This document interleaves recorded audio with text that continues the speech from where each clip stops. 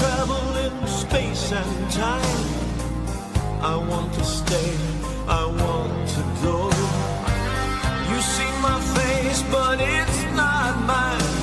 But you can see, you'll never know. How can we meet if I'm not there? Our hearts may touch, our bodies close, but time divides what we might share and sends us all where no one goes.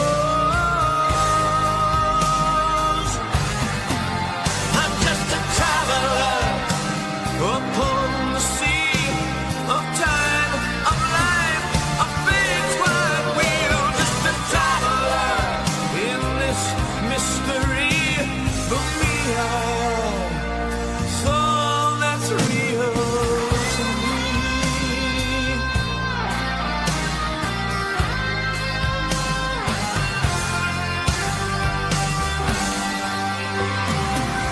We all begin this life alone.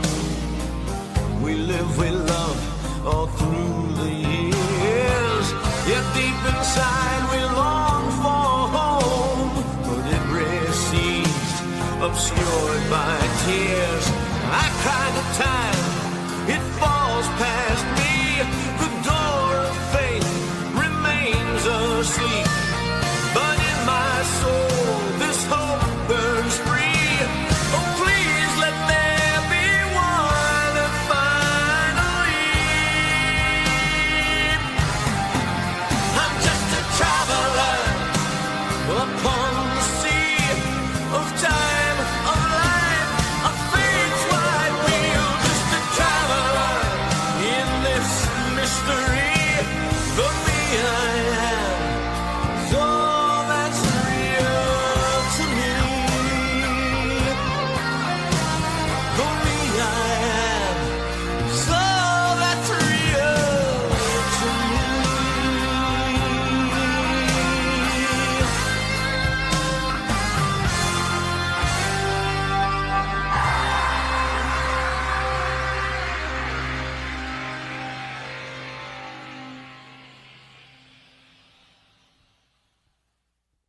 What's up, all you 90s babies out there? Hello, hello, hello. Howdy in the chat. Mac was here. Mac, feel free to jump in and chime in. You're welcome to come in anytime. Or let me know if you want the link. Let's see. That's me. Hi ho. Johnny, Tom, pizza. I will enjoy it. Yeah, I can't wait to talk about movies from 1993, man. Man, so many good ones. I didn't anticipate this being a tougher year than 92, because we did 92 a couple weeks back, and that wasn't as tough. No, this is a better year, which is crazy. So last time for 92, I was blown away. It was a strong year, but I had a fairly decent time of narrowing down my top 10. It wasn't that hard. I had to cut a couple of darlings that weren't that big of a deal. This one, I got it narrowed down like to 13, and I was struggling for the longest time. Like, God, I don't want to cut any of these three, because that's and it could have went past 13. Like, there is so many good movies in every bangers. genre. Absolutely. In every genre. And then I had to cut a lot of really great movies just for stupid shit. Like, you know what? I didn't grow up with this one as long. You know, I saw this later, or this or that. I started having to do that thing, and then I still got it down to 13. I'm like, and it hurt my soul to get rid of the few that I got rid of. And we're not allowed to do honorable mentions. That was my rule. So, but how's everybody doing? Happy? God, it feels like Friday, but it's Wednesday. Yeah, man, it's been a week. I just got done watching Blank Check with my son. I showed him that movie, and he enjoyed it. That'll be next year's 94. We watched Sandlot, which is this year's. We watched that last night. He liked that too. He said he likes Sandlot better than Blank Check, but not me. I agree with him. You agree with him? Yeah, the kids are more likable. The main kid is obnoxious, in my opinion. What, Brian Bonsall? Yeah. In Blank Check? Yeah. Well, I mean, that's like an ensemble kid cast in Sandlot, where it's just Brian Bonsall holding it down. You got Butch the bully, who's supposed to be a jerk. You know, it's just not fair. Hey, you got farmer's tan on your head. I do. I was outside wearing a hat. Look at Jeez. this. Look how Jeez. terrible this looks. Yeah. Anyway, what else is going on? I want to give it just a second before we jump into the tier list, just to give folks a chance to jump in. Yeah, it's been a week. I'm excited for the weekend. Work is a drag as always. I've been remodeling, like I said, doing the nursery up. I've been remodeling the other room to be more of a more comfortable man space, and got the chair. Oh Very, yeah, very. the very nice chair. I got a recliner. I'm in that stage of my life. I have to break it in still. It's very comfortable, but it's not as comfortable as it was in the It store takes about a because year, dude. Yeah. but the one in the store, I was like, "Oh, I wanted to fall asleep there." This one's got a firmness to it, but it's still, there's nothing like it. I've been having more movie nights because of it ever since I got it. And I'm like, why? Because I just enjoy the ceremony of it. I got a chair, I close the door, I turn out the lights, get the old tube sock. No, I'm just kidding. No, but and I've been going to my archives here of dusting off the movies I haven't watched that have been rappers like forever. Oh yeah. Right. One of them being the Split Image, right? That cult movie. I finally watched my copy of Village of the Damned, John Carpenter, that is just sitting in shrink wrap. And gosh, what else did I watch? I just been yeah, I don't know. I've been watching a lot of shit. I'm gonna watch Trauma tonight. I'm already planning out my movie. I'm already planning out my movie nights. Like, okay, tomorrow I'm gonna watch this. I'm gonna watch this. Get a little popcorn. Do you have a sound bar or anything yet, or anything in there? There's always been a sound bar in there. Okay, you need to get the Dolby Atmos sound bar, and then have a little surround sound system in there too. That'd be nice. It's a little overkill. I still think it's a little overkill for the size of the space. It's totally right. What I would rather have is a nice OLED TV in that room, because it sucks. Because right now this is the only OLED monitor in my house, the one that I'm on right now, and this is where my 4K player is. So that's the only thing that sucks, is I'm just watching Blu-rays in there. But I'll take what I can get. And but whenever I can get an OLED screen for there, I'm not gonna spend. I got a kid coming. I can't spend any more money. But yeah, absolutely. I mean, I will no longer watch movies in this room because it's been topped, right? Yeah. No, I hear you, man. So let's just go ahead and get it going here. I need to share my screen. I think this one's gonna be a little controversial because little. Yeah, it's tough, dude. Let me see. All right, can you guys see everything? All right. Yeah. All right, and feel free to chime in. Let's make a discussion out of this. All right, so I actually want Todd to go first. Did I go first? You go first last time. Oh, you go first. I can go first. Yeah, go first. Like we were saying, man, there's just so many good ones. And last time, I needed to go with my heart a little bit more. Ones that I grew up with a little bit more, and even if they're not the greatest films, but they're the greatest films to me. So my number 10 is one that I rented all the time at Blockbuster, numerous times. It has a sequel, but the sequel is not as good as the original. Cop and a Half. This one is hysterical no matter what age you are, but of course they're tailoring it to the older crowd, and it is Grumpy Old Men with Jack Lemmon and Walter Matthau. Oh, did I misspell it? I love Grumpy Old Men. It was on my short list, but I had to take it off. It was just too Burgess Meredith is hysterical. Just the whole movie, and coming from the Midwest and everything like that, you can kind of relate to like the ice fishermen and stuff like that. There's a lot of like my family and shit and friends here. They're all big in like ice fishing and stuff like that. So it's very relatable in the cold winters. So it's great. I'd say this is in my top 15. I think it's there's something about, I think, a really good comedy is one that is still hilarious and you can watch it with the family. Like when a movie can be that funny and it doesn't have to rely on nudity and swearing and like the lowest toilet humor. There's just something special about that. It doesn't always work. Like there's a lot of movies that are very much grandparent movie. Like my grandparents love that movie Gone Fishing. Oh God, that's terrible. Yeah, I yeah, mean, yeah. that's an Joe okay. Pesci and Yeah, and like I'm an adult. I can drink a full glass. It's exactly, and Danny Glover. I Danny. mean, that movie's okay. It's fine, but it's Yeah. not. It's not Grumpy Old Men or etc. Or a bunch of other movies I could chime off. But you know what I'm saying. So yeah, I love Grumpy Old Men. It's not. The sequel obviously didn't come out this year. The sequel is still good. It's not as good as the No, first it's one. not as good. No. But anyway, all right. So my number 10. This one just got. This one, I really had to. I'm not gonna lie. I had to cut a couple of darlings to make room for this. It was super tough, man. And this is one I recently watched, and I thought it was good enough, and it's culturally impactful enough that I'm like, you know what? I think it has to be on here, and I don't think I've enjoyed. It's a really long movie, and it's not that often that I actually sit down and just, all right, buckle up, and I'm gonna watch this 3.5 hour, 3 hour, 45-minute movie.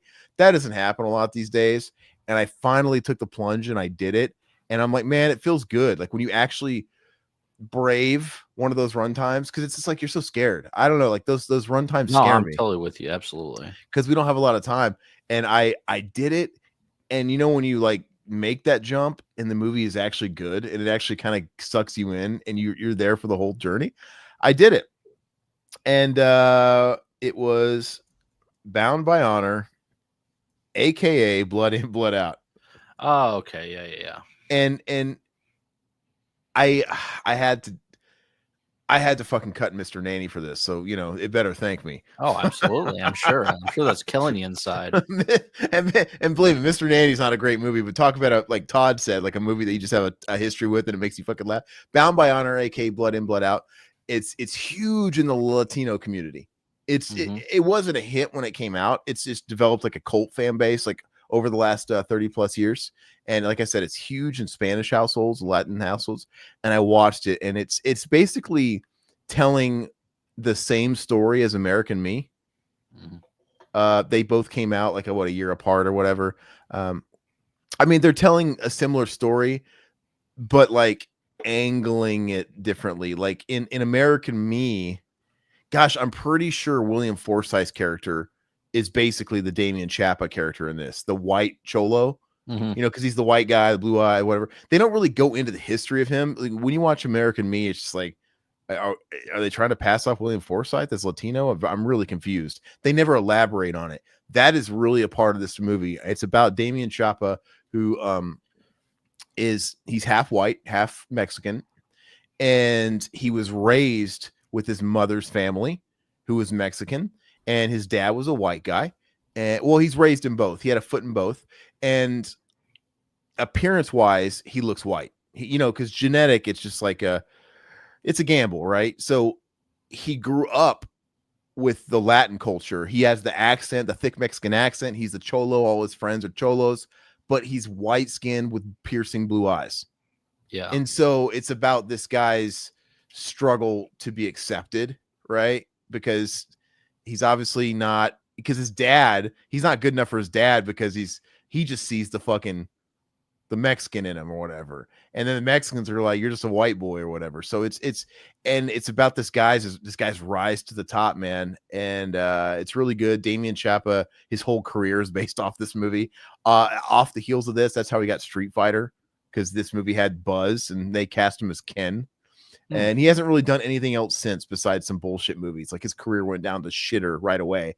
And he actually, I think he reprised the role in a couple of really shitty movies, like really shitty, just paycheck shit. Like, God, why are you doing this? Like, but it's got a huge cast and he holds down the whole movie himself. And it's really good. It's a really good prison drama, but it's really long. It's like the last half is all more like prison drama.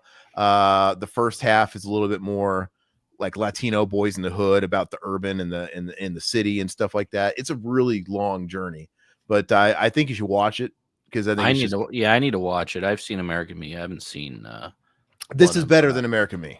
Okay. I will take this over American Me all day long. More action in this or what? It's not like, Or is that prison action? They're totally different movies. Oh, okay. Right. I mean, they're talking about a similar thing and a similar real life people, but it's just American Me. The angle is a lot different. The angle is focusing on Edward James Olmos, and this is way different. And I like the prison stuff in this movie. Dude, American Me has too much grape in it. I just don't like it. I fucking hate grape. I hate prison grape. I hate it. I hate it. I hate it. I hate it. And there's a lot of it in American Me, and it's a huge part of the film too, with like his frustration, because he grew up in the system, Edward James Olmos, and even when he gets out and he's with that woman, and remember he's like, she's trying to like bond with him and have a relationship, and he like wants to flip her over and fuck her in the ass, and he's like, oh, he has no concept, because he was so used to fucking guys in the ass. It's just, I don't know, there's such like a heavy presence to that in that movie, and this isn't like that. You get all the good parts of a prison movie in this, and none of the really like, oh, I don't want to go there. But and it's just a lot longer than American Me too. It's just really long, but it's really really good. So yeah, Bound by Honor, aka Blood In Blood Out. I think it's what it's known by more so here in America. What is your number 9? My number 9, another hard one, man. I went back, and this is another one that was a staple in the rental store for us in our household. Very, very good, funny, and it's growing up in the 90s. You saw Dan Aykroyd, and you're like, "Oh God!" Ever since My Girl, I need to watch anything with Dan Aykroyd, and of course that's what did it. My Girl. Sorry, what was your film? It was Coneheads. I love Coneheads. All right, so I'm glad you put it on here, because this was the number 11 I had to cut. It was Coneheads and Mr. Nanny that I had to fucking cut, and it really hurt me to cut Coneheads, dude. Really, it's hysterical, man. I decided to give it to Blood In Blood Out over Coneheads, and I don't know. Coneheads is a perfect comedy, and maybe that is a bit of a cheat, because it was tough, because like I've grown up with Coneheads. Yeah, it's such a feel-good movie. Mm-hmm. It should be on the list. And I know I just recently in the last year watched Blood In Blood Out, but I'm like, I don't know. I felt like I had to put something like this in there. No, I'm like, it's a great movie. It's a great movie, but it's like, oh yeah, the nostalgia is strong with Coneheads. So quotable. So quotable. I mean, you have Sinbad, you have Phil Hartman, you have, I mean, pretty much everybody in this film. Of course, David Spade. And Chris Farley as Ronnie. Chris Farley, yeah. Oh, God, it's so funny. Like just the way he walks, and I Senso rings. Your cone is too young. Where did you find these? Under your bed. Unacceptable. My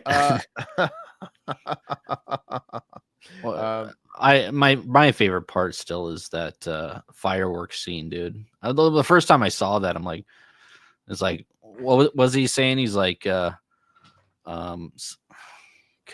he was like, oh, you really went out big. I don't know. He was making fun of Balzar for coming up with the fireworks show with just one firework. You mean Beldar? Beldar. Do you even like this movie? You can't even recount the scene you love so much. You can't. What did I call him? Balzar. I called him Beldar. No, you said Balzar, dude. Oh, whatever. Balthazar. You're like, man, fucking. It's Beldar. Go anyway. Continue. No. I thought that was hysterical. Of course, Ronnie's funny. Jane's funny. I love when he wins the golfing trophy. Dressed it, or the costume for he's the Abe Lincoln, right? I love it. I love the story of the fish out of water guy that wants so bad to go home. He plays the cab driver. I mean, that's hysterical, dude. Oh, with the Pakistani and the beards. Yeah. Didn't he have like all the like tchotchkes in the front of the cab too, just like all the other Pakistanis? Everything. It was so funny. It's a story about this fish on a water, essentially like basically like a migrant, and I just love that over time he's built a home there, and because there was during that scene where they're at the costume contest or whatever, and they finally get a call from the home planet because they're just waiting on this call. They're trying to go home, and then like he gets called to they won the contest. He's like, oh. And he loves it so much, but it's like, years ago, it's like he just he would have done nothing and dropped everything to fucking get that call. I love it. There's a great arc between everybody. I think David Spade's funny. Dave Thomas is funny. Everybody's funny in it. It's just got such a great ensemble cast, and yeah, I love. Connie Conehead's funny too. I mean, I always thought she was pretty good looking with her cone, You bend over and let it ram you, dude. like Ronnie did. Anyway, wait, hold on. Movie. Oh, you remember? Oh, and of course, there's the Michael Richards, The Hotel. Oh yeah, there's so many. All right, you know what? It's so funny. I don't know why I never noticed that their names rhyme, Ronnie and Connie. I never really thought about it. Yeah, Ronnie and Connie. I never really thought about that, but. All right, so my number 9 is all right, we're gonna have to represent this genre. It's one of this guy's best, I feel, and it's one I only grew to appreciate the older I got, the more of I got into, I could appreciate style more, direction more, and it's tough, but it might even be my favorite John Woo movie over Face Off. Got to go Hard Target. I think this movie just oozes with style. When I was a kid, I always liked Hard Target, but I always liked. It felt weird to me, like it stuck out like a sore thumb in the classic run of Van Damme flicks. And I guess I felt more comfortable with the normal, like Lionheart, Bloodsport, they kickbox. This feels like Van Damme, but then there was something off about Hard Target. The way it was, I couldn't put my finger on it at the time. It wasn't just the mullet, but as I got older, I'm like, I start noticing, oh, it's the way it's shot, it's the way it's filmed, it's the editing techniques, it's the stamp of John Woo, and it just made it feel so different, and that's a good thing. But I like how silly it is. It's a surviving the game type movie or whatever. Yeah. I think this is the best one. This is we talked about this a long time ago. I choose Hard Target over Surviving the Game. I love Surviving the Game too. I think it's fantastic. Both these movies have really great supporting casts. Maybe Surviving the Game gets the edge on supporting cast. I think that's what we decided, because I think we had like plus columns, minus columns. Yeah. And I think Surviving the Game got the nudge there, but I just think the action's better in Hard Target. It wins. And God, John Woo's directing is fucking phenomenal. I wish his US output lasted longer. But yeah, what's your thoughts on Hard? And if there's anything on your list that I say, you go ahead and throw it in there. Grumpy Old Men and Coneheads, like I said, they had to get cut in the 11th hour, so they're not on mine. Hard Target got cut on mine, but I love Hard Target, and I think it's great. But I just didn't grow up with Hard Target like you did. Really? That's the whole thing. So, but I do understand. It's one of the best action films ever, man. It's great. I'm totally with you on that. And it's just got this look to it. It's weird that a lot of it, I don't know if it's the setting of the small desert town, or it's kind of got this weird sheen to it, almost like it's a USA TV show. I don't know what it is with the coloring and the lighting, and a lot of it's at daytime. It's just not a typical action movie. And you get all those little John Woo-isms, like the slow motion stuff, like the slow motion roundhouse kicks. Oh yeah. And of course the doves in the barn. The motorcycle scene is iconic. And it still got enough of that camp to it. Like, I don't have driver's license. I love. He looks down in shame, dude. John, Van Damme. He's a homeless guy that frequents the shelters. But he's got enough money to grease his hair and make it look good. And that mullet, like he takes care. He takes care of himself. Yeah, fantastic movie, man. I could watch that tonight. That Kino Lorber 4K is it's great. Great. It looks fantastic.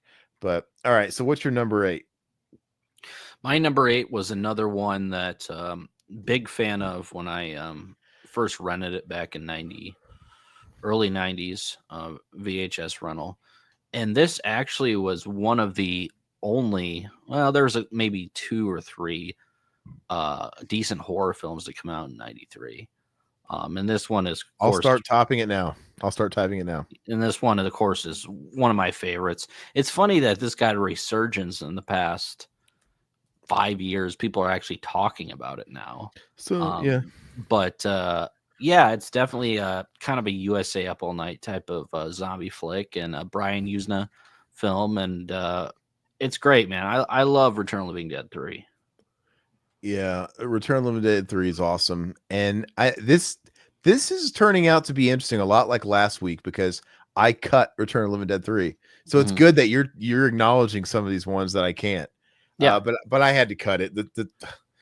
I don't think this was if there was genres that dominated in a particular year, this wasn't horror year. No, definitely not. But anyway, Return of the Living Dead's a classic. Got a lot of history with it. Yeah, that's where I saw it. I saw it Skinamax, late at night, and I'll never forget those cholos playing Street Fighter 2 in the gas station. And I love movies that take place in the early 90s because I love those time capsules of, they used to have coin operated arcades at gas stations.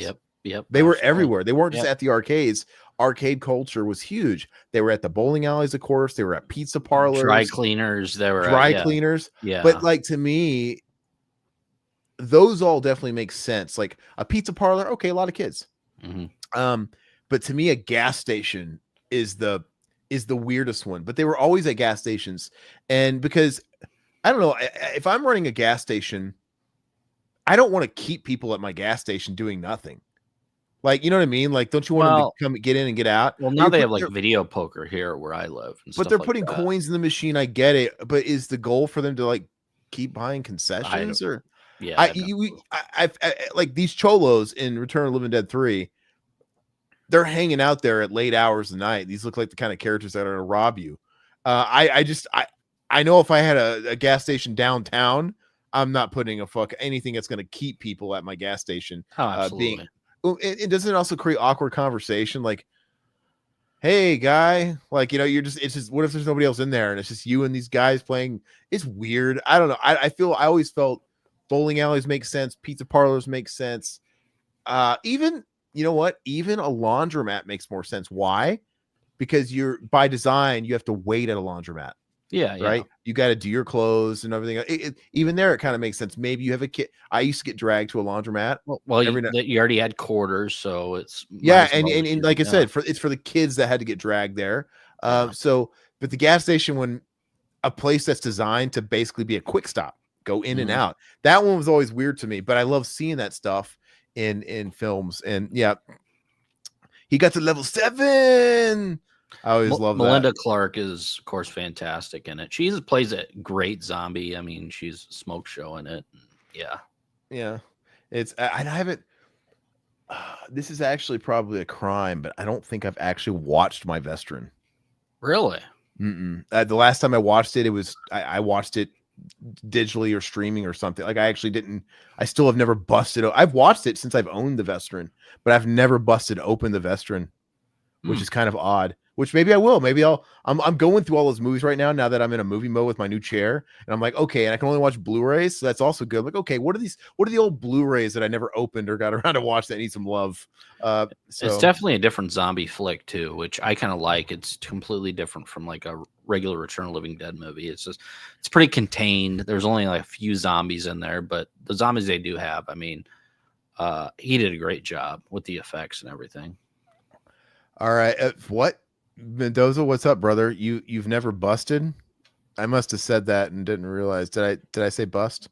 Sorry. Makes us feel good. Hey, so number 8, as much as I love horror and as much as I love action, it's comedy that owned the early 90s and comedy that owned 1993. It really is. In particular, family comedies.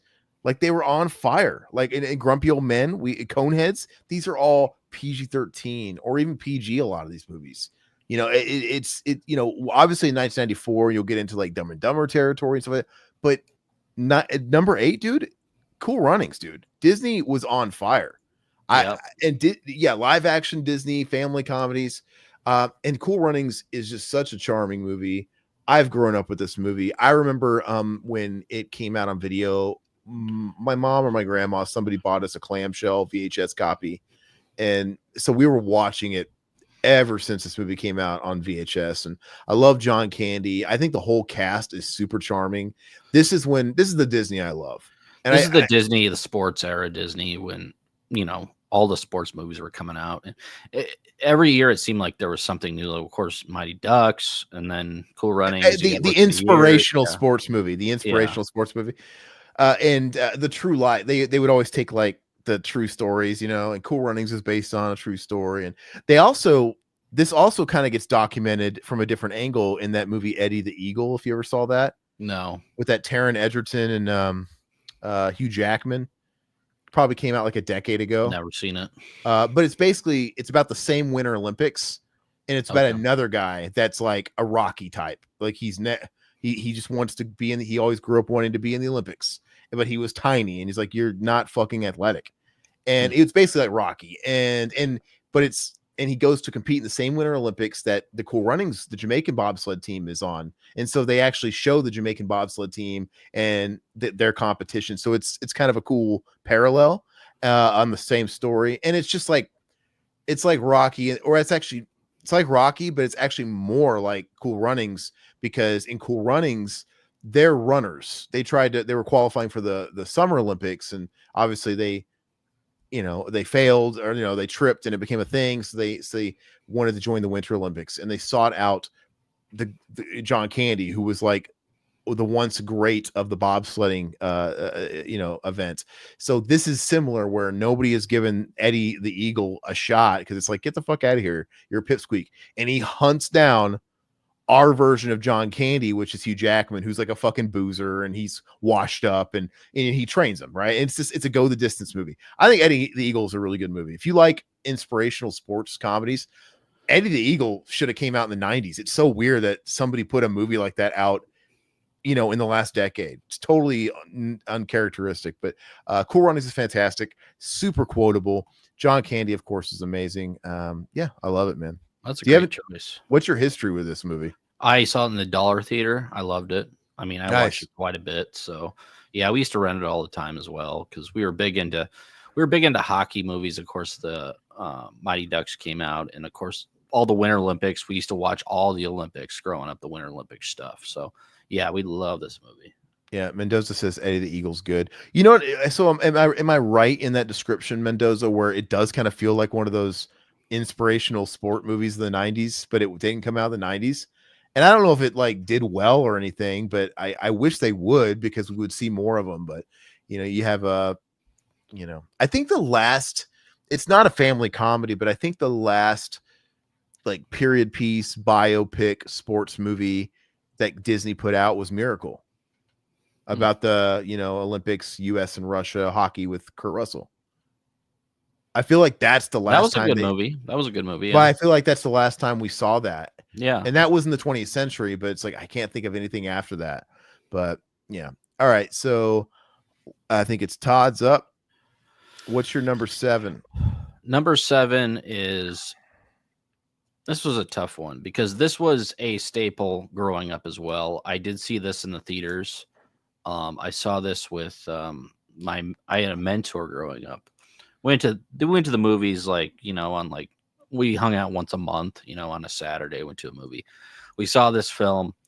I really enjoyed it. It was hysterical. And this is coming from one of the best directors of the early 90s, with some of the movies he put out in the early 90s, which of course is one of the greatest films of all time, Home Alone. And of course, it's Chris Columbus's Miss Doubtfire. Miss Doubtfire, classic. It's on my list too. I figured it would be, but that's where it dude. This is one of the comedies to end all comedies. And I rewatched this not that long. I watched this movie so much growing up. We wore the VHS tape out, and it's one of the movies that my brothers and I quote next to Home Alone. Like, Home Alone is top. Like, we quote Home Alone all the time.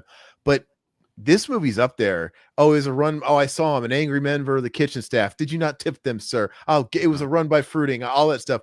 It's so crazy, man. And And I even like all the stuff that I didn't catch when I was a kid, and the quotes make sense to me now as an adult. Like, she keeps a power tool in the bedroom, dear. Oh yeah, Like, yeah. I never really like, what does that mean? And now I get it. And then like when he first is giving Pierce Brosnan a hard time, you own that big expensive car out there, and he's talking about to compensate for smaller genitalia. Yeah. I never caught that. Like, what? I didn't really understand what he said. Genitals. But it's so funny. Harvey Firestein is so funny, man. I remember there was I used to think that Uncle Frank and Aunt Jack line was so funny. I used to rewind the tape. Uncle Frank and Aunt Jack. Uncle Frank and Aunt Jack. I used to think it was so funny. And now that's like nothing today. But back then that's like taboo. Uncle Frank and Aunt Jack. Oh, he called the gay guy Aunt. Now it's nothing. But it's just so funny. I love the occupation of him being a voiceover. Oh yeah. How unique is that? It's so cool. And I love this movie made me want. Now I can't even believe that I ever wanted to do this, but Mrs. Doubtfire, Full House, and the fact that Metallica HQ is there always made me want to visit and be in San Francisco.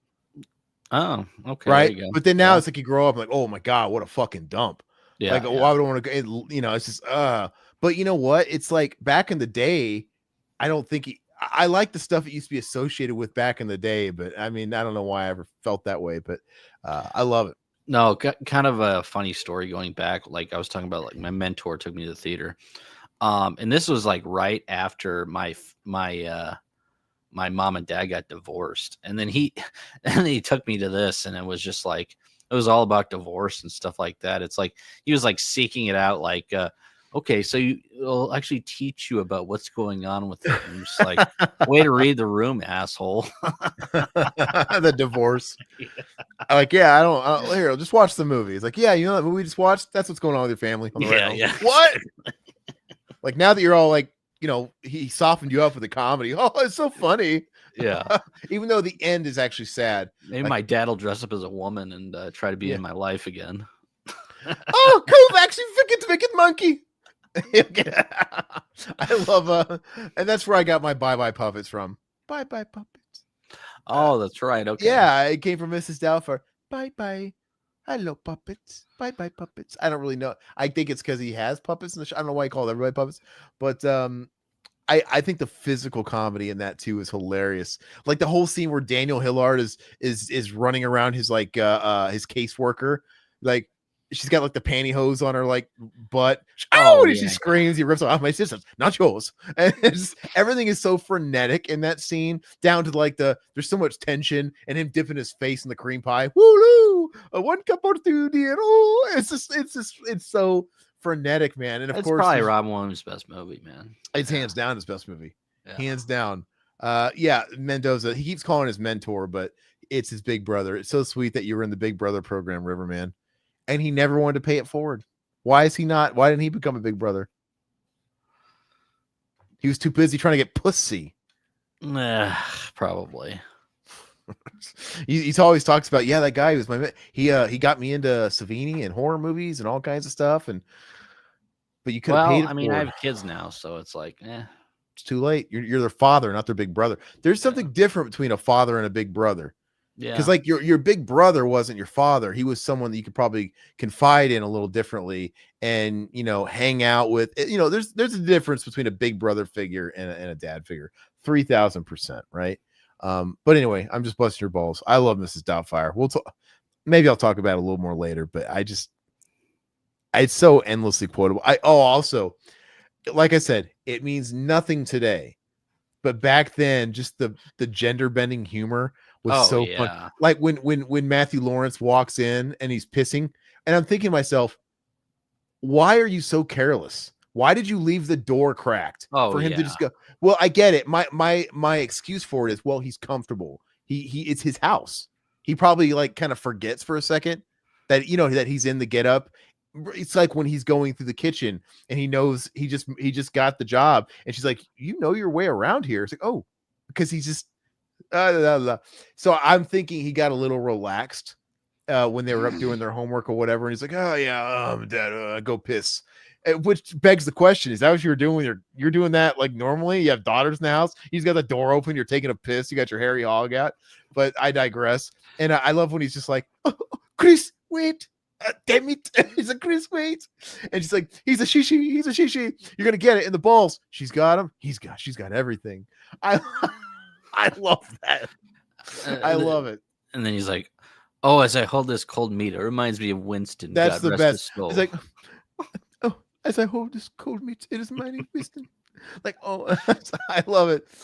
How did he? He's like, it was the drink that killed him. He's like, oh, he's alcoholic. Guinness truck. No, Guinness truck. He's like, but it was essentially the drink that killed him. It's so fucking funny, dude. I love it. Yeah, I could talk about that damn movie all day long. I love it. It's one I introduced. My wife had never seen it. We watched it. She's like, she loved it. Yeah, I'm like, come on, man, this movie's great. And my kids loved it. I watched about 6 months ago. Even like when he's got the stunt double where his tits are on fire. It's so funny. Like this hollandaise smells like burnt rubber. God, it's hot in here. So stupid. Mendoza's asking a great question. How is your big brother? Have you contacted him, Riverman? When's the last time you talked to him? Oh God. How long was he in your life too, by the way? Because I know when we're kids, sometimes a very small amount of time in the grand scope can still have a huge impact. But when you think back, it's like, it's like, summer camp, so influential. Like, wait a second, I was only there for fucking 2 weeks. You know what I mean? No, it was probably 93. Like, you're actively hanging out from 93 until I want to say 99 or 2000. And then, wow, really? Yeah. Long time before high school. So that's a long time. Yeah, it was elementary school to middle school, and then, I ended up meeting back up with him, like just because he went into the medical field. He's like very, very smart guy. And we ended up meeting back up in I think it was 2007. Wow. Okay. 2008. And he was very like superficial, and he was all about money. But the whole time he was a very religious person. So like he like took me to church and stuff like that. Was that, you mean back in the day? You think he changed? Yeah. So back in the day, he was a very religious person. I'm sure he still was, but he was very upset because I moved in with my wife at the time. Who wasn't your wife at the time? Yeah, my girlfriend. And I was like, oh, I'm moving in with her, blah, blah, blah. And he was like trying to like talk me out of it. I'm like, no, I'm like, yeah. Can't just walk out of my life for 7 years and tell me what to do. Pretty much. And then because my mom was, she didn't care. I mean, she's a very religious person, but she loved my wife or my girlfriend at the time. So she really didn't care. But just the fact that he was like talking me out of it and like guilt tripping me and stuff like that. I'm like, who the fuck does this guy think he is, dude? So yeah, ever since that, I never talked to him again. I think the problem with that whole approach and that old fashioned, I mean, on paper, I'm for it, but I think the problem is, even if party A wants to be like, yeah, let's wait till marriage to move in together. Good luck finding a party B that fits and ticks all your other boxes. Yeah. But they're like, no, what the fuck is this? Like, we can't move in to get like, there's like more, the process is different these days. Like, it's just how it goes. You move in, then you get, which I'm not saying is right or wrong. Now, I think people move in really fast, which is stupid. I think you should be together you got to know. But I totally get. I don't know. It's a tough one, but yeah, I never knew that. I can't remember if I ever asked you if you had ever hooked up with the guy. Hooked up with him. Well, I mean, now I'm not going to be reaching out to him, because if I wouldn't have moved in with my wife, I wouldn't have kids. I wouldn't be married for 14 years or whatever it is. Do you think that had you not moved in together, you guys wouldn't have ended up in the same place? I don't know. What's the alternative? People rush into marriage sooner. You know what I mean? Like, yeah. You know what I mean? Like, well, then, okay, you would have gotten married that much earlier, but which is not good, which is probably not good. So yeah, I think it was kind of a benefit, my personal, because of course, I mean, nowadays it's like people can't really afford like getting married and getting a house and stuff like that. So it's kind of like actually like living together. It's not a big fucking deal anymore. So I don't get it. I mean, yeah, that's something else. That's yeah, you actually have to figure that into the fact too. Is people are like 2-income families now, like at a minimum. So it's like, yeah, maybe a lot of people that move in, they probably are just replacing a roommate. It's like, you know, yeah, it's just I don't know. I mean, I did the same thing and I never really thought about that, but I'm like, it's just, why is it such a big fucking deal? Yeah. And I mean, I'm not a really religious person, but I mean, people are going to be mincing about it. Where it's like, okay, you could take, you know, Steve and Alan, not Steve and Alan, Steve and Allie. Let's say there's a guy and a girl, and you can get on to them about moving in together. But it's like, if they're fucking on the weekends, what difference does it make? believe me, I got a lot of, well, I didn't get shit, but my father-in-law wasn't too happy when I was going to move in with his daughter for, before we were married. And that's what he's really religious. Oh, so, her dad? yeah. Yeah.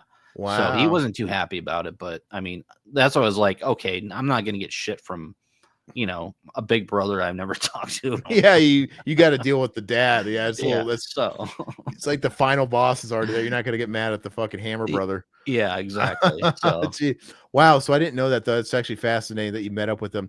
Did you regret like tarnishing the memory? Like, oh, like you're not the same. Yeah. Oh, yeah, I definitely did. But I mean, what can you do? I mean, I like how this is turning into a different episode. He introduced me to a lot of stuff. So like, oh wait, hold on. On that note, were you guys ever hanging out and you were like, I don't get it. How do you use a magazine? And he's like, you ever bop the bologna?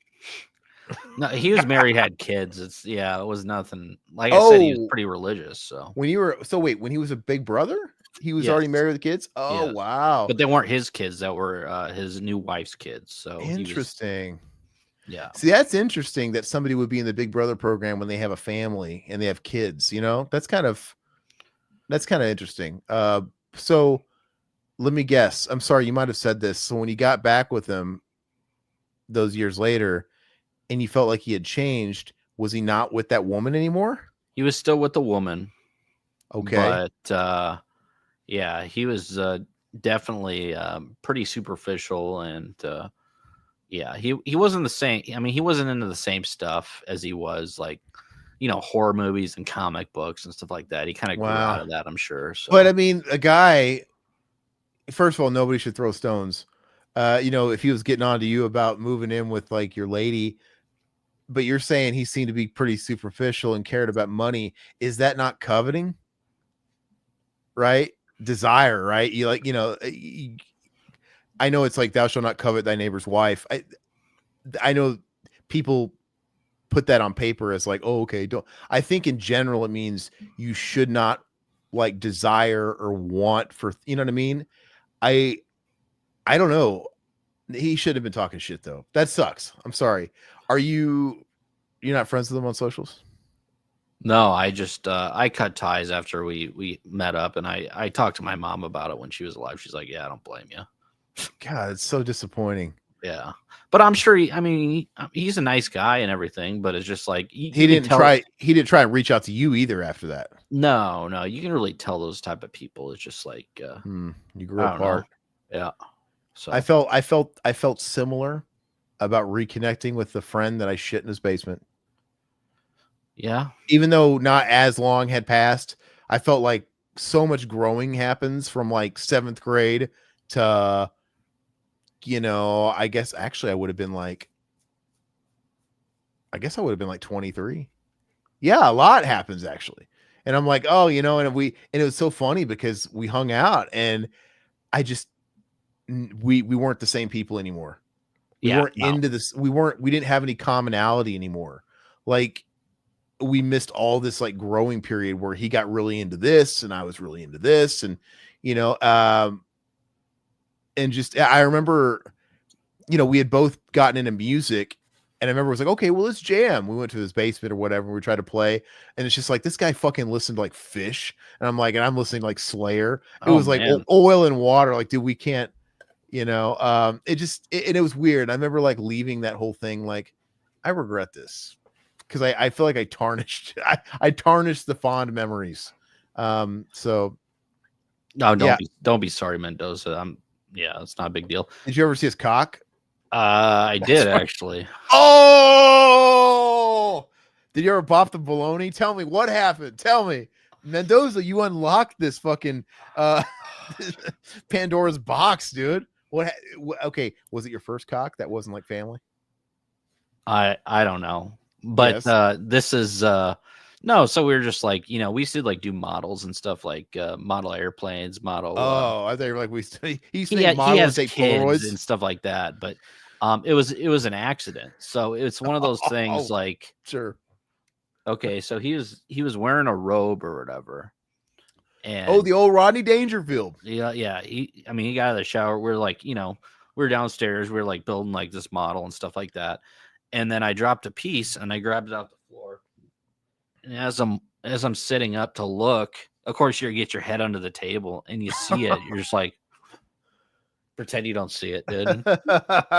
Oh, you Sort took of a thing. whiff, dude. You're like, No, my you've done that before, like no, I've never gone under a table. That's like in a porno movie. That's like in a fucking Bang Brothers video where the mom like gets on her hands and knees, she No, drops the pen, goes you grab underneath a the pen, table, yeah. and she sees the dick and she starts sucking it under the table.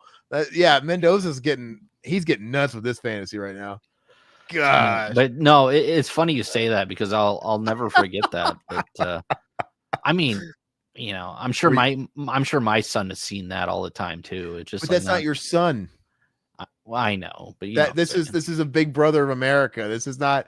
Yeah, I don't know. Did you ever have a moment where you said we were pretty close to his whole family though, so it wasn't like when you guys met up 6 or 7 years later? Did you say, I never grew up feeling like a real man, whatever that meant? No, did you actually say when you guys parted ways, you have the biggest cock I've ever seen on a man? Thanks. He was actually pretty, yeah. Well endowed. Oh, yeah. Look at that. Mendoza wasn't fat and hairy.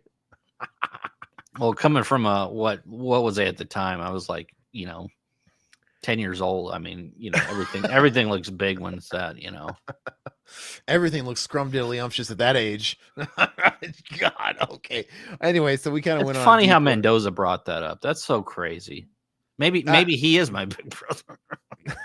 Oh, yeah. Are you secretly the big brother? Is that the alias? No.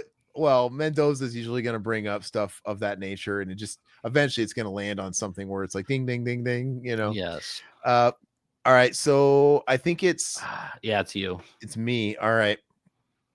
I'm gonna have to step away in like a minute for like 2 seconds and run back. We'll see if I can kind of mention this shit for a second. What do you mean? You need to?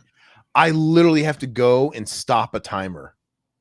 Okay. I have to literally walk and then be back. Well, I need to piss. So yeah. You need to piss, yeah. Guys. Oh well, shit. Go piss first, and then come right back, and then I'll do my thing. All right. I'll entertain him.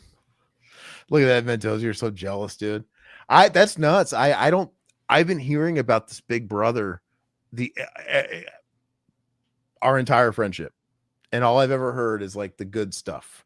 And I don't think I'd ever thought to ask, hey, did you ever meet up with them? Because why would I? I guess I would have imagined that Todd would have brought it up to me. Hey, I hung out with my big brother that I always used to talk about. And so if you met up with him in like 2007 or 2008, I mean, we were in our 20s, man. I'm surprised he never told me that. Like Todd and I talk like we're girlfriends on the phone, man. So, but that's cool. That was almost like a whole nother show. I wish I could have picked his brain about that. I think it's weird to be involved in the Big Brothers of America program when you have kids. I think it's I guess it's not weird. It's just, I think it just seems unlikely. But that's always disheartening, man. Yeah, because he always talked highly about this guy. He's the reason why he is who he is. Like, fuck. I'll be right back, guys. It's going to be an empty stream for 2 seconds.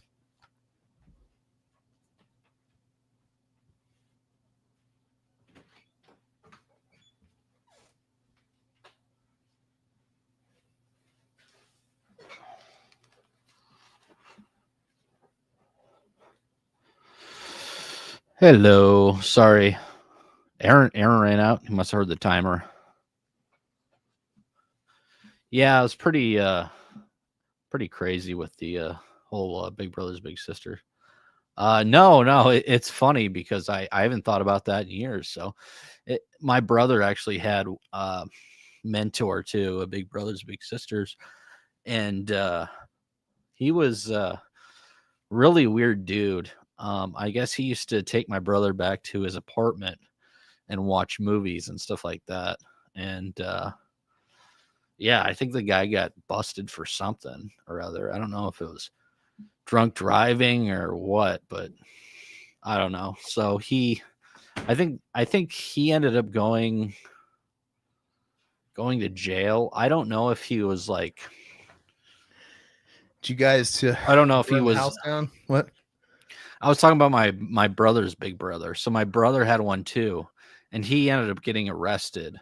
And so he For CP? I think CP might have had something to do with later, I think.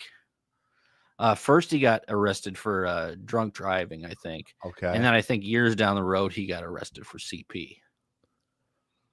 Yeah. Good Lord. What is going on with the Big Brothers of America program? I don't know. Do they not vet these guys? Well, that was back in the 90s, dude. I'm sure they weren't vetting. Everything went in the 90s. It was all good. Jeez. That's a Mendoza saying, sorry to derail the show, but these are good stories, dude. Yeah. No, it was cool. I enjoyed talking about all that stuff. But yeah, I forgot what we were doing, but we're here to talk about our favorite movies of 1993. Yeah. And that was the first time ever I think we've both not been on camera for a second.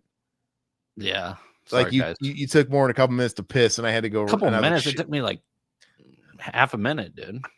I don't know, but did you guys see any ghosts on camera while we're gone? We can get one of those creepypasta videos. All right, so my number seven. Todd trying to move it along. Number 7. Get right into it. Demolition Man. Okay. It's got to be on here.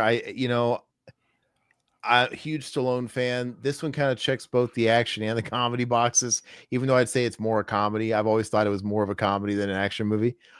Insanely quotable. What can I say? We've talked about this movie a lot.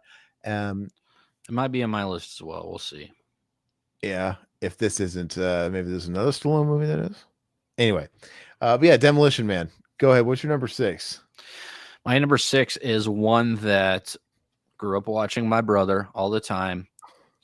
Big into sports films, like so many sports films. Even 93, there was a lot of sports films. But this one, I mean, we were talking about these miracle type of movies and the ones that pull at your heartstrings. One of the only movies to make me cry, and it's Rudy. So I love Rudy. It's a great film. Sean Astin's awesome. The movie, the score is phenomenal as well. So Rudy would be up there. Yeah, Rudy's amazing. It didn't crack my top 10, but it was definitely in the conversation. Or 6. Sorry, 6. Yeah. Yeah, it didn't make my list. But I love Rudy. I bought the 4K and I recently watched it whenever that came out in the past year. And that movie, very nostalgic because I always associate it with school. Because Rudy was the kind of movie that they would play in school. Yeah. Like I think I watched Rudy for the first time in school. Mm-hmm. Right. And then of course I'd seen it over the years on TV or whatever. And same thing. There's certain movies that I actually witnessed in school first. And La Bamba makes you think of school. Yeah. Even though La Bamba is not where I first saw it, I actually grew up watching La Bamba when I was little, but we watched La Bamba in Miss Pfeiffer's Spanish class. So I always rush in. Yeah. I mean, and then Stand and Deliver, dude. Stand and Deliver. Muppet Christmas Carol. I have a love affair with that movie. And we watched that for the first time in elementary school, like 2nd grade or something. And it was just like, oh, it's great. And not that it's a good movie or anything, but I also remember Return of Jafar, the sequel, the straight to video sequel to Aladdin, just because when we got to school, I don't know if they just fucking said, fuck a curriculum because we got to school and we used to have they used to call it the pit, and it was a place where you would take your class because where I went to elementary school in Elkhorn, they had like an open floor plan. Yeah. Right. They didn't have like doors on the rooms. They had like that manufactured fake walls, and it was all kind of open. And it was actually kind of cool when I think about it now. And we didn't have traditional hallways and stuff. And we had this big common area where it was like a pit where there'd be like a couple of, we had that in one of my schools too. Yeah. and before it like concave down into the pit, there was like a step to it's like 3 feet. Yeah. Each. Yeah. Time, Yeah. And then there'd be like the main pit. And this Mhm. is where like the teacher would story time and they'd read. Yeah. But I remember coming to school and she's like, well, guess what? Well, after we got back from lunch, and the rest of the day was we're going to be watching The Return of Jafar. Like, what? We got to watch a movie? And that was wild. Like whenever you got to just like not do work. And we got to sit in the pit and watch Return of Jafar for like the last hour and 20 minutes. I think that's one of the first like Disney movies that came out like straight to VHS, wasn't it? Like I can think of. Ones. Yeah. And they soon followed, but yeah, the movies that as far as the Disney return, like when they came back big, it was like Little Mermaid and Beauty and the Beast. Those ended up getting sequels way after Aladdin did, though. So I think Aladdin was real big, and it got like a direct-to-video sequel. And of course, Lion Kings and all that shit followed and stuff. But yeah, I think it was. So it was kind of a big deal. And we had no concept of, direct-to-video. They're churning this out with a cheaper animation studio that they've outsourced out of the Philippines. Because the animation wasn't as good. Yeah. And it looked more like the cartoon on WGN or whatever. It's just, you don't really think about it. You're like, oh, Aladdin. Oh, you mean it's got Dan Castanella, Homer Simpson, not Robin Williams as the genie? You don't think about cheap, this stuff. Yeah. But it is what it is. My mom's already spouting off movies. Be patient, mother. Be patient. Yeah, could be on there. We'll see. Okay. A lot of stuff had to get cut. All right, so my number 6.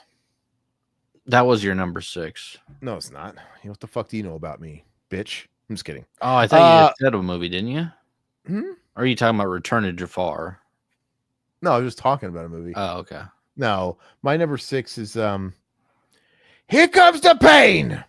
Carlito's Way. Yeah. I love Carlito's Way. Great movie, Brian De Palma. I don't know. I like this De Palma movie better than Scarface. I think it's my preference. But it's tough. I saw Carlito's Way recently again, so I couldn't put it on my list. But yeah, it's great. Wait, you saw it recently again, so it made you not like it as much and couldn't put it on your list? No, it did, but there was so many other ones I grew up on that I need to. Great supporting cast. Obviously, that fucking liberal cuck John Leguizamo is really good in it. Benny Blanco from the Bronx, dude. And it's got Louis Guzman, who's always a great character actor, and obviously Sean Penn, very unrecognizable in the movie. He looks like a Jewish clown dude with his hair. Yeah. I love it. Sean Penn's great. No, yeah, great. Everything about it's fantastic, and love it. Haven't seen it in ages. I need to rewatch it. Okay, my mom's spouting off a bunch of fucking movies. Why don't you just relax and wait? No, all right. So yeah, Carlito's Way. Great movie. What's number 5? Number 5 is one I saw in theaters 7 times, and it was probably the biggest movie of 1993. Oh fuck yeah! I'll start typing. It was the biggest movie night. Yeah, it was. It's phenomenal. It's the only one in the series that I actually like. Of course, Spielberg's Jurassic Park. It's great. It's Sam Neill's great. Laura Dern, of course, Jeff Goldblum. Blah blah. I don't really need to talk about this movie. It's just it's a fantastic movie. Yeah. What's up, Blaine? So glad to make it to a review. Well, it's our countdown. 1993 was a good year. I think you're about our age, right? So you can probably relate to all these. Controversial take. Jurassic Park didn't make my list. Oof. I had to bump it. I had to.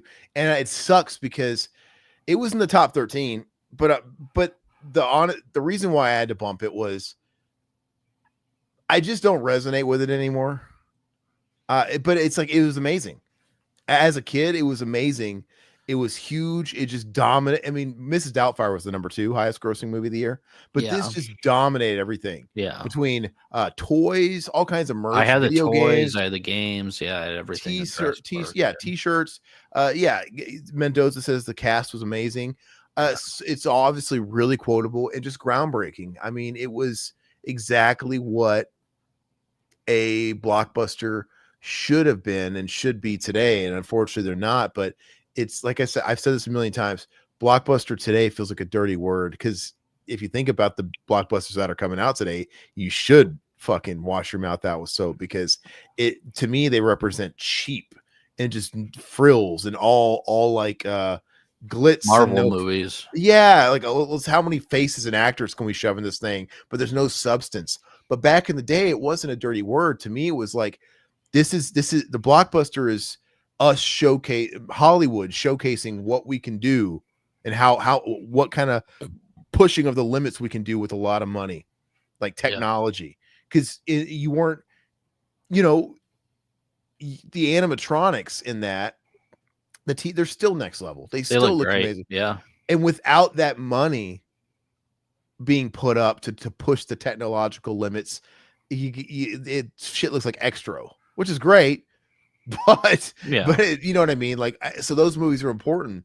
T2 or those movies are important. So I used to think that Blockbuster was great. It just, there's certain things that come with the territory. Like, okay, Blockbuster, we're going to spend money and we're going to put that money to work, and we're going to do things that you guys have never seen with your eyes. We're going to push the boundaries, and it's really going to be an event.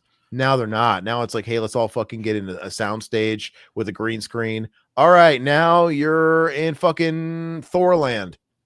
It's like, the last good one was probably that Top Gun Maverick, in my opinion. Yeah, I mean, but that was few and far between. That was also the first good one in a long time. Yeah. You know what I mean? But anyway, yeah. So, but I had to cut it just because I have no desire to watch Jurassic Park anymore. I don't really either, but I mean, I love it.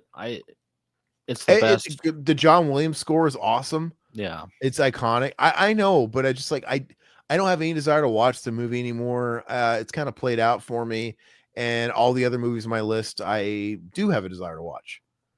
So that's really what it is. But the movie itself, it just meant so much. So, but my number 5. Hold on. Blaine's 35, prime time. I wish I was 35 again, Blaine. I'm 35. I'm ready to pounce. Are you talking to Mendoza? There you go, Mendoza. Philadelphia was amazing. Yeah, Philadelphia. It didn't make my list, but Philadelphia is incredible. Yeah, we're Riverman and I got a few years on you, even, Blaine. It's all right, but you remember, I just turned 40 last month. Yeah, that's how I just turned 40. That's crazy. My buddy Jared turned 40 today. Oh. I'm not quite there, but I'm around the corner. There you go. I don't not looking forward to it, but it is what it is. All right, so my number 5, Mother Dearest, Dazed and Confused. You finally get what you wanted. I love this movie. This is my number 4, so you can just put my number 4 on there too. Yeah, Dazed and Confused is Richard Linklater. It's iconic. I just love these feel-good movies, these feel-good period pieces. It's insanely rewatchable. Yeah. It's so comfortable. I love it. And part of it is just the soundtrack. Like, I love hearing Stranglehold, man. Yeah. I love hearing No More Mr. Nice Guy. That comfortable music that reminds you of being in the car growing up, right? Listening to classic rock. And you think about a day that you never got to see. I mean, I wasn't alive in the 70s, but I love it. I love this movie. And what? Oh, I remember watching this with my mom, and she was like, "Oh, this is completely the way it used to be back then." That's what my mom says too. But and I like authenticity more than anything. That's why I always think the best coming of age teen movie is Fast Times. Yeah, I like Fast Times better. I agree. Fast Times was filmed in the time, so it's super authentic. But this, man, it still makes you feel like you're in a decade you didn't live in. So it's and Richard Linklater, he was mainly inspired by Fast Times when he made this movie. So Fast Times, this, and then Almost Famous are like, probably the one of the three best. So yeah, well, Fast Times doesn't involve school though, even though it's got a high school student. But I yeah, think, but yeah, no, I love it. I love these slice of life movies yeah, where you're just like putting a lens on a group of people in school and what they're all going through individually. It's so great. And speaking of Almost Famous, I've said this too before. I feel like Almost Famous is one of the very, very, very rare movies that absolutely nails the ending. I Oh love yeah, I yeah. love the ending of Almost Famous. It's so satisfying, right? Mhm. When after the blow up and the main ego of the band and all that shit, and the girl, he comes knocking at his door and he gives him the interview he promised him. Yep. It's just like, oh, it's just so satisfying. Like it ends on it's a somber note, but then it kind of ends on a it's gonna be okay note. And Yeah. I just really, really, really, really dig it. I think it's a perfect ending. But yeah, so we're gonna put that for Great number score, 4. great film. Yeah, absolutely. Everything about it. And you know what? That movie also gives me Mandela effect because that movie, everybody thinks about the scene of Tiny Dancer. And if you look at streamers and stuff like that, Tiny Dancer is one of Elton John's most popular songs. Mhm. Some people would say it's like one of his signature songs. Like he's got a few that are Your Song, Tiny Dancer, maybe like Benny and the Jets. But Tiny Dancer wasn't a hit until that movie. Really? You think it's brainwashed you into thinking it was always one of his classics. But Tiny Dancer was released. It's on his best album, which I think is Madman Across the Water. I love that album. It's the opening track on Madman Across the Water, and it was released as a single in the 70s, but it failed to chart. It was a bomb. It wasn't a hit. It was never a hit. And then this movie came out and it made it a number 1 fucking hit. They're singing it on the plane. And so it revisionist history. It makes you think it was always like one of his iconic songs, but it's just one of those. It's kind of like the Bohemian Rhapsody thing, except Bohemian Rhapsody was a hit when it came out too. But then it got, it came back 20 years later with Wayne's World, right? Yeah. It was a massive hit, except that was a hit in both decades, but it was even bigger when Wayne's World came out. But yeah, fucking Tiny Dancer was not a fucking hit. It was, you're all remembering wrong. And if you saw Elton John, like when Candle of the Wind 97 came out, if you saw him in, yeah. if you saw him live, fucking Tiny Dancer probably wasn't in his set list. Now it's never leaving the set list, right? So it's weird. And it's kind of like how it's kind of like Metallica and Master of Puppets too. Master of Puppets has always been one of their like iconic songs, but this came out in 1986 when they were like, they didn't have singles and shit like that. It never charted. It just became like one of these iconic for guitar players songs, and it's always in the set list and stuff like that. But ever since Stranger Things, when that happened, it actually charted in the top 40. It was actually a pop hit. It's actually probably their biggest charting hit, Master of Puppets. And now they close with that bitch like it's Enter Sandman. Yeah. It's weird. So, but yeah, Tiny Dancer. It blows my mind. All right. So, number 4. God, I really wanted to even put this at number 1, but it's just too tough. I think I said it before, but 1993 and a lot of the early 90s, this 1993 was the year of not just the comedy, the family comedy. And this is one of the most rewatchable movies of all time. It's one of my favorite movies of all time. Talk about a one-hit wonder, but Son-in-Law. This movie's amazing. I love it. I think it's a look at Todd smiling over there. It's funny. It's not my top 10. Oh, Todd, I could make an argument this is number 1. Okay. There's just something about it. It's just, fish out of water story. There's nothing incredibly groundbreaking about it. But Pauly Shore, it's too bad that his weasel shtick was a little one note and people got over it so soon. But because I really think he could have been a bigger star. Because you watch this movie and you see it. Like, God, he's so good in this. And this is very much one of those Mighty Ducks-esque type movies. I mean, and it was Buena Vista. It wasn't under the Disney banner, but Disney owned it, right? Pauly Shore owned a 3-picture deal. He signed a 3-picture deal with Disney. Pauly Shore actually blames Disney for the downfall of his career because he had to turn down other projects that might have been better choices because he was right. well, I kind of believe it. He's like, I was tied to Disney. So it's like I had to do fucking jury duty, or I had to do the, he had to do, they were owned by Disney, like a subsidiary, like Buena Vista or whatever at the time. So, whatever, maybe not. I don't fucking know. But this movie's so good. And and it's got a lot of those people that I associate those 90s movies. It's got Lane Smith, right? I wish they take that down, don't you? He's the dad, Walter, and he's so great. And you got Zach. He's the kid from The Big Green and fucking Sandlot. It's got and it's got Tiffany Amber Thiessen, right? That should make you happy, right? Yeah. It's just so good, dude. It's so quotable and it makes me smile. And I watch it every Thanksgiving, and I can watch it. It doesn't have to be Thanksgiving to watch it. There is just something special about it. And I will die on this hill. I would be, dude. I don't care if I was on In the Actor Studio and I was like the next fucking Scorsese. They would be asking me about my top films, and 40 years from now, I'd be like, Son-in-Law, starring Pauly Shore, because I'm like, make fun of Pauly Shore all you want. This movie's great, and this is the only one of it. Okay, Encino Man's really good too, but this is like his, out of all his like starring vehicles, this is his only movie that's just like fucking amazing. And a lot, Biodome, In the Army Now, Jury Duty, whatever. This movie is almost too good for him, but yet he makes it. So I don't know, man. I'm not hating. It's a 10 out of 10 comedy. I will die on it. All right. It's so good. And I wonder if like the actors in that are like the one chick who plays Becca, she's in a lot of shit. Gerald's Game, she's always I wonder if like even her, she's like, I wonder how Pauly Shore's doing these days. Because like he was in, you know what I mean? How is Pauly Shore not doing conventions? He is. Oh, he is? Oh, okay. That's where Josh James got her soundbite.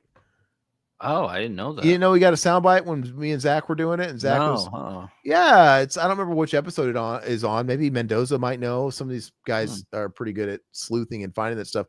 But he went to a convention and got a soundbite for us from Pauly Shore, and it's really funny. And he called us homosexuals and, kind of riffed and stuff. Yeah. So trust me, he's down there in the trenches with the other celebrities. I'm just checking. I want to make sure he's all right.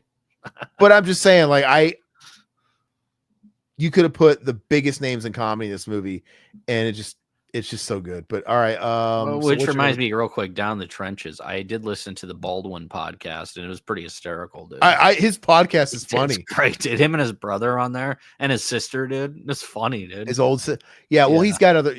She's only on there because he was on there, Alec. Yeah. But it's just Steven's podcast. He's got other guests like Michael Madsen, and I love the top. It's what bad movies.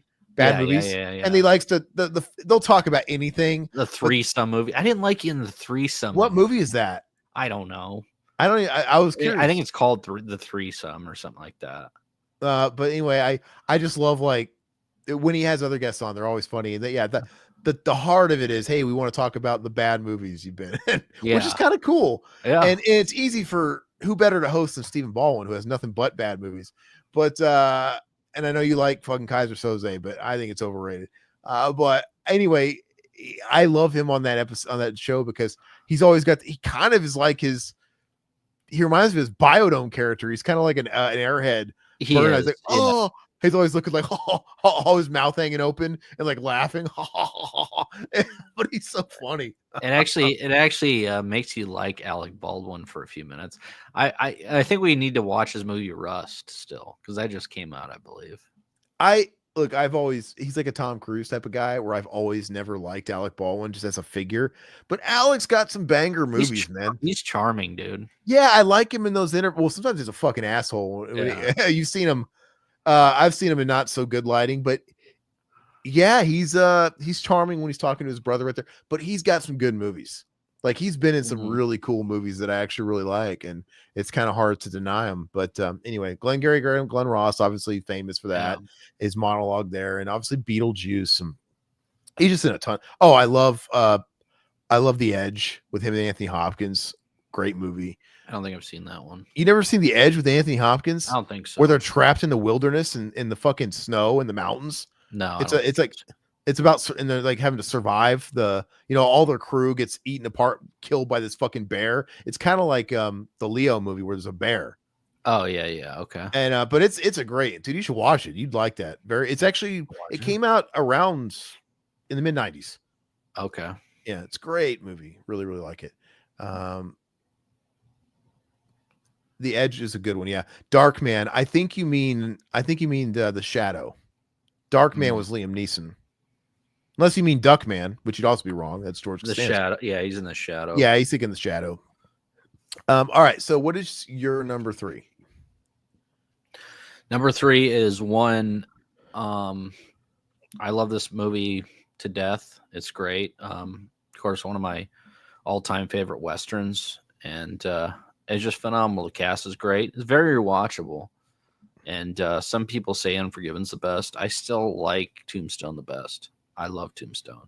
Yeah. It's just man.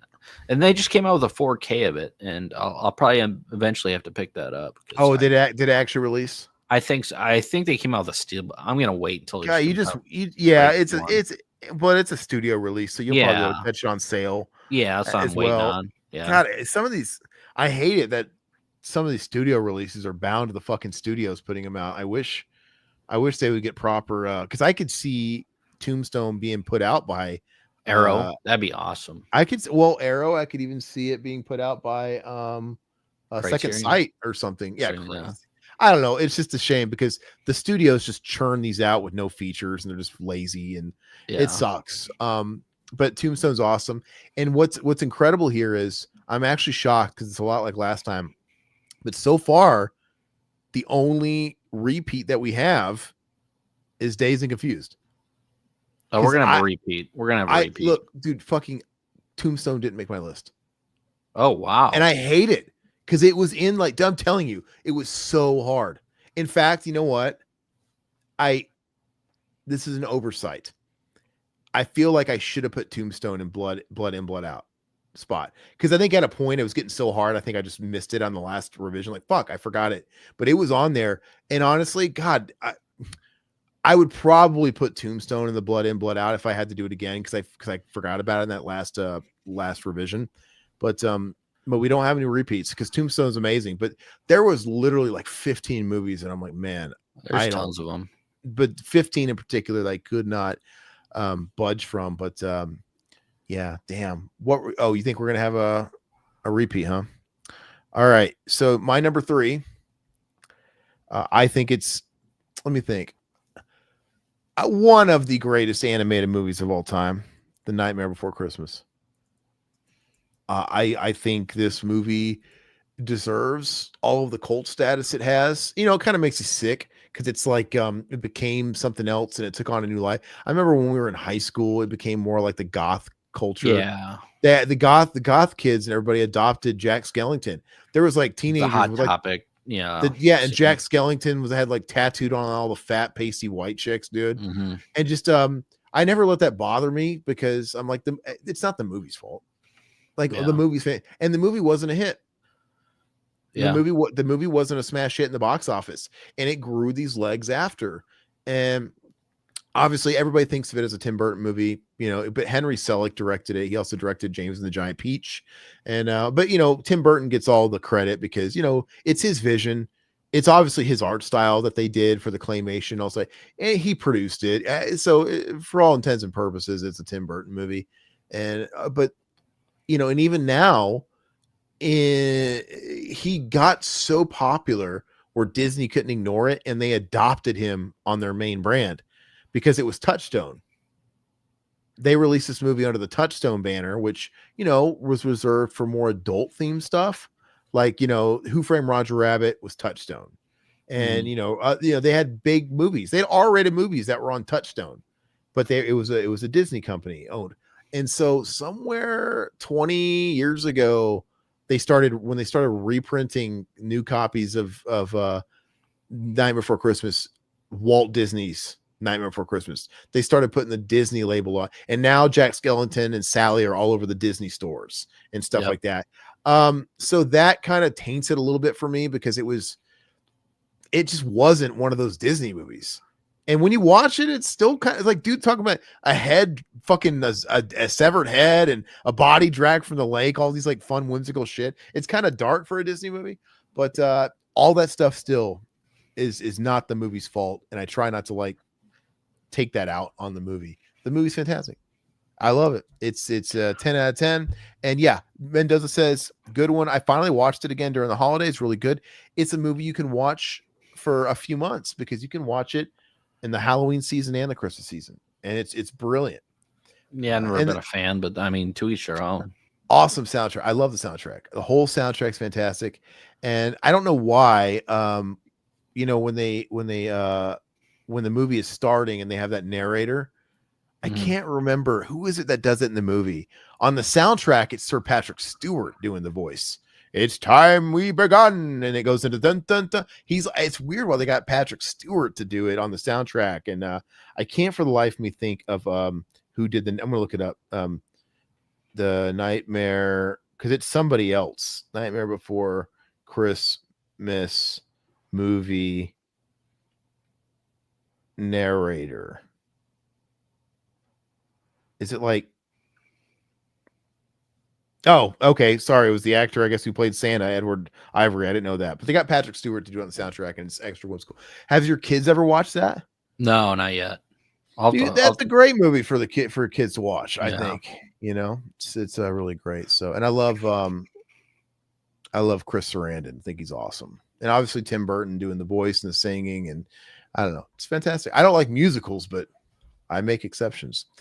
Anyway, Blaine, Judgment Night is so underrated. I agree. There's something about that movie. It didn't make the list though. Not mine. And True Romance is God, dude. Spoiler alert: True Romance got cut. I couldn't.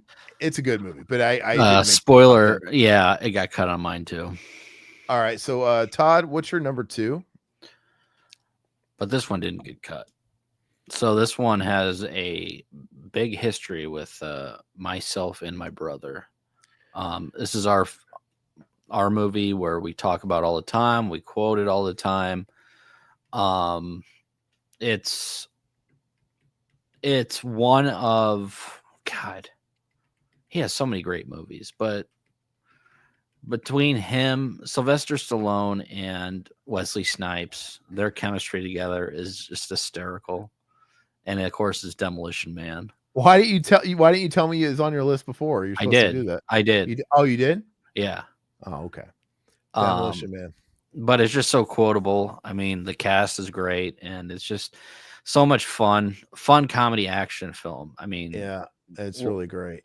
And it's one that I can watch over and over and over again. It's fantastic. I feel like we've talked about this movie so much, we don't really have to talk about it too much. But you know, I'm actually kind of shocked you didn't give any sort of a nod to Cliffhanger. No, I think Cliffhanger is very overrated. It's not. It didn't come out in '93, did it? I'm pretty sure it did, didn't it? I don't know, but Demolition Man, it wouldn't. I mean, Demolition Man doesn't hold a candle. Yeah, Cliffhanger came out in '93 too. Or Demolition Man is twice the movie as Cliffhanger. I think Cliffhanger is overrated, and it's weird because Cliffhanger is his biggest hit outside of. That's crazy. Rocky 4. I'm pretty sure like Rocky 4 is his biggest box office hit, and I think maybe Cliffhanger is right below it. It was like the biggest hit it was one of the biggest hits of the year, and you know, to the point where it was getting spoofed on Ace Ventura and shit like that. The scenes. But I just never thought it was the most amazing movie. I'm like, you know, it is what it is. Hey, thanks for joining us, Mendoza. Thanks, we'll catch Mendoza. you later. Thanks for helping us go down memory lane, and Todd address some repressed issues. Yep. With his big brother. Exercise my demons. All right. So number 2, I got one of the greatest comedies of all time, man. Addams Family Values. I told you it was coming last time. Addams Family Values. There's nothing like this movie. I think it's absolutely astounding. I think I think this movie deserves to be number 1.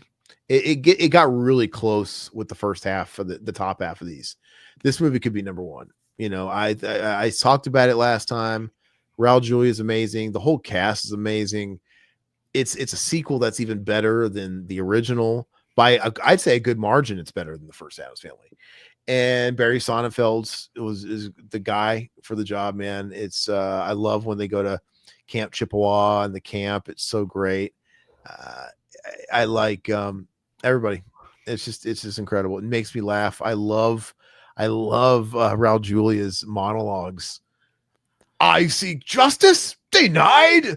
He's so over the top, man. And you could tell as an actor, like that's got to be the most fun thing in the world to be told, hey, you fucking go to town on this. You be as colorful as you want and you chew up this scene. And you could tell he's having just a ball doing it. So yeah, that's my number 2. What's your number 1, Todd? Oof. So this one is going to be very controversial. Let me just tell you that. Far From Home. No, this one. Or Homeward Bound is what I meant. No, this one I grew up on, and still to this day I champion this movie like no other. It was a really big staple for me back in '93. I rented all the time. I acted Man's it out best all friend. the time. Man's best friend. I quoted this all the time. And I wanted to be like Mitchell Gooseman in Airborne. Oh, this Airborne is your number 1. My number 1. Wow. I love this movie, man. It's so funny. It's so quotable. Still to this day, I quote this to my wife and drives her nuts. I always tell, chill, bruh. You just call me a piece of underwear. It's so dumb. It's so 90s. I was it got me into rollerblading back in 93. And that's all I did was rollerblade after I watched Airborne. And I was obsessed with the movie. I still love it. No love for Surf Ninjas, huh? Fuck Surf Ninjas, man. Airborne's where it's at. Dude. Airborne, I can understand it. For me, I didn't watch Airborne for the first time until preparing for the commentary we did a few years ago. Yeah. That was the first time I had ever watched it. So I don't have any of the connection with it. I thought it was a fun 90s movie, but like with me not having any connection to it, like I really missed out on a lot with it. I'm like, it's all right, you know. Like I have no desire to watch it ever again. So yeah, Jack Black, Seth Green. There's something about it. It just reminds me of my child. It brings me back to 93 and rollerblading and just the whole time. And you could honestly say this is your number 1. Honestly. Yes, honestly. Yes. Like if you had to take one movie from 1993 to a desert island, like if you could only take one movie for every year, Airborne from 93, it would be Airborne. I feel like that would be a fun episode to do. Like we pick the best movie of each year. Like from 1970 to like 1999. That would be fun. Like this is like our desert island. Like, hey, you can only bring one movie from each year. And you know what? That would also be robust enough to where you can keep it different, you know, bring enough movies and but Airborne would be it, really. Yep, wow. Absolutely. I'm kind of shocked by that. So out of all that talk of the Sandlot, no love for the Sandlot, huh? I like the Sandlot. I never loved it. Same thing. It's fun. I didn't grow up with the Sandlot. I did, but it wouldn't. I didn't watch the Sandlot until 5 or 6 years ago, maybe 7 years ago. And I'm not a baseball guy. That's the thing. If I like baseball, it'd be different. And it was fun. It was a fun 90s movie. Well, that's why Mighty Ducks holds up because I loved hockey back in the day. But even so, you grew up, you watched both of them when you were a kid. I didn't. And you could still say, because to me, I look at it and maybe I'm biased, but it's fun, but it's no Mighty Ducks. What? Like the Sandlot. Oh, Mighty Ducks is way better because I loved hockey and I loved rollerblading. Hockey aside, though, it doesn't even. I think even without the hockey, I just think Mighty Ducks 1, 2, it's way better. Are just way better stories. Yeah, absolutely. Way better. Okay. So my number 1. Can you guess? We missed a repeat. Mrs. Doubtfire was my number 1. Yeah, I figured. Yeah. Yeah. So we did have a few repeats. We had Mrs. Doubtfire, Dazed and Confused, Demolition Man. Not too bad. 3. Pretty good. All right. So that's it. I really like that idea, by the way, of having like Desert Island best movies of the year.